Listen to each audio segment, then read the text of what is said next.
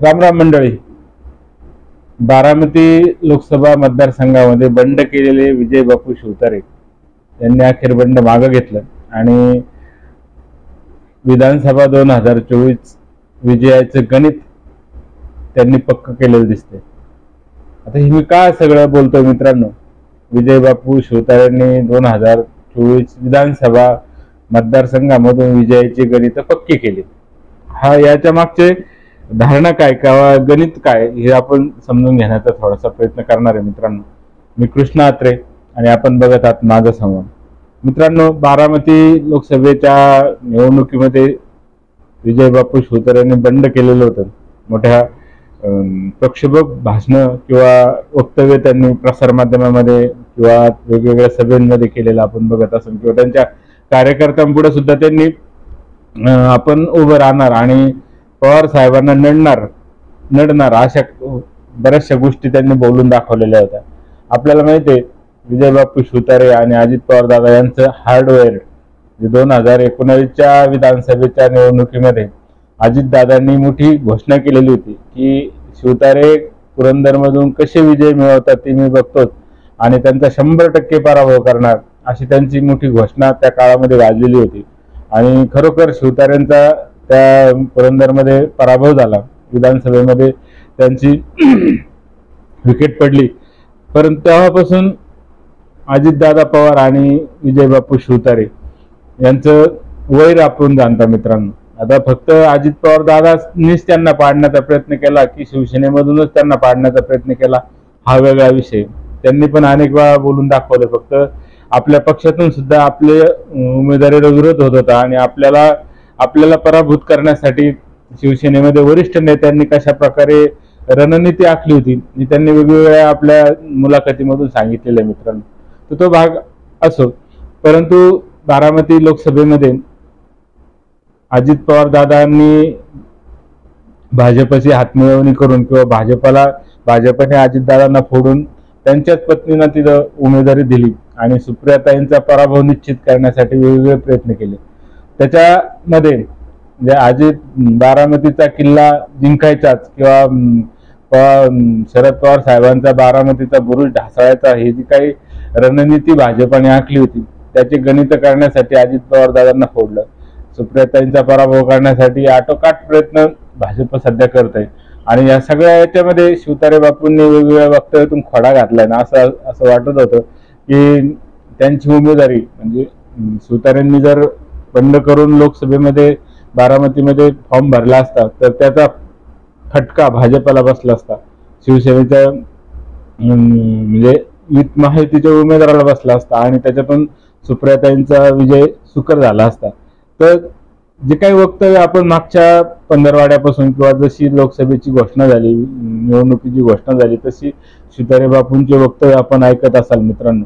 परंतु या सगळ्यामधून त्यांचं बंड मोठ्या खुबीने आपले वार्ताहर सुद्धा दाखवत होते आणि शिवतारे बापू उभे राहिले तर सुप्रियाताईंचा विजय सुकर होणार, हे जे काही वेगवेगळ्या बातम्या आपल्या प्रसारमाध्यमांनी दाखवत होत्या.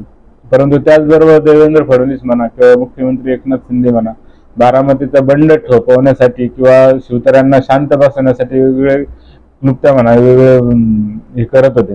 आता सगळ्यात अवघड पेपर तो होता, त्यामुळं देवेंद्र फडणवीस साहेबांनी जे वेगवेगळे सोपे पेपर होते ना ते अगोदर सोडवले.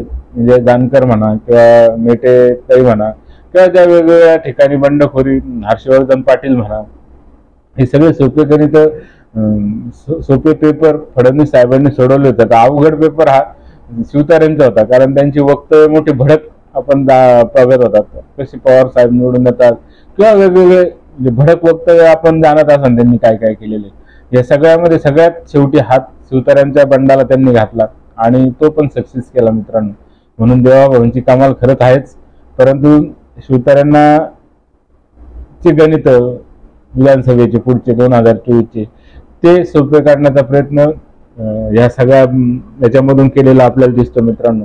आणि शिवतारेंना सुद्धा माहित होतं की आपण जास्तीत जास्त काय करू शकत बंडाने काय, पण तरी पवार त्याच्यातून बारामतीमधून निवडूनच येणार होतात. परंतु अजित पवार दादांना खोडा घालणं किंवा त्यांच्या उमेदवारीला, त्यांच्या पत्नींच्या उमेदवारीला विघ्न निर्माण करणं हीच सुतारांची आयडिया होती. परंतु त्यांना माहित होतं आपल्याला आपलं बंड मागे घ्यावं लागणार आहे, परंतु या बंडामधून अजित पवार दादांकडून आपल्या विजयाचा शब्द घेण्याचा एक प्रयत्न त्यांनी चालवलेला होता. त्यामुळे त्यांचे वक्तव्य आपण बघत असाल. आणि अखेर परवा दिवशी ते पिक्चर सगळ्या दूरचित्रवाहिनीवरून आपण बघितलं असेल की देवेंद्र फडणवीस, शिंदे साहेब आणि अजितदादा पवार हे शिवतार्यांना पुष्पगुच्छ देत आहेत आणि त्यांचं बंड थोपवतात. म्हणजे हे फक्त दाखवण्याचं झालं, परंतु शिवतार्यांनी दाखवून दिलं की अजित पवार दादांना माझी गरज आहे किंवा माझ्या सहकार्याची गरज आहे बारामतीमध्ये त्यांचा उमेदवार निवडून आणण्यासाठी. आणि त्यासाठी त्यांनी ते बंड केलेलं होतं.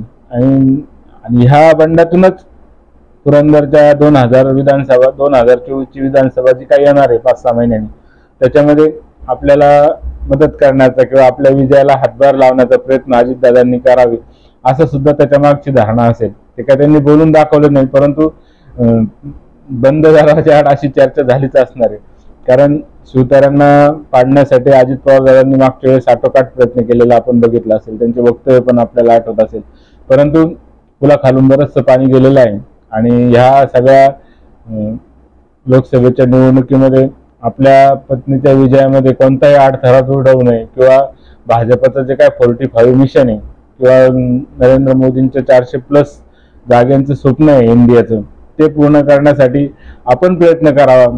शिवतार्यांना अशी गळ घातली असेल आणि त्याचा फायदा तुम्हाला विधानसभेच्या निवडणुकीमध्ये दिला जाईल किंवा काहीच झालं नसेल, त्यांची गणित ठरली असेल. मी माझी कल्पना सांगतो, मला माहित नाही मित्रांनो, परंतु कदाचित बंद दरवाजाआड असे सगळ्या चर्चा झालंच असणार आहे. कारण शिवतारे बापूंनी ज्या प्रकारे बाया मागे करून दंड थोपटले होते, त्या सगळ्या याच्यात परत माघार घ्यावा लागली. त्याच्यामध्ये पुढचे गणित त्यांनी साध्य केलेले दिसतात असं वाटतं मित्रांनो. म्हणून तो शब्द मी वापरला की विजय बापूंनी विधानसभा विजयाचे गणित या सगळ्यामध्ये मांडलेले आपण बघितले असन, त्यांचं मनसुबा त्याच्यामध्ये असन. म्हणून त्यांचा विजय आजच त्यांनी निश्चित केलेला वाटतो मित्रांनो.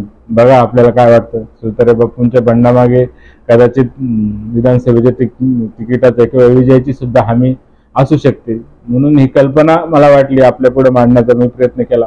आपल्याला जर व्हिडिओ पसंत पडत असेल, कंटेंट आवडत असेल तर चॅनल सबस्क्राईब करा, लाईक करा आणि व्हिडिओ पाहिल्याबद्दल धन्यवाद मित्रांनो.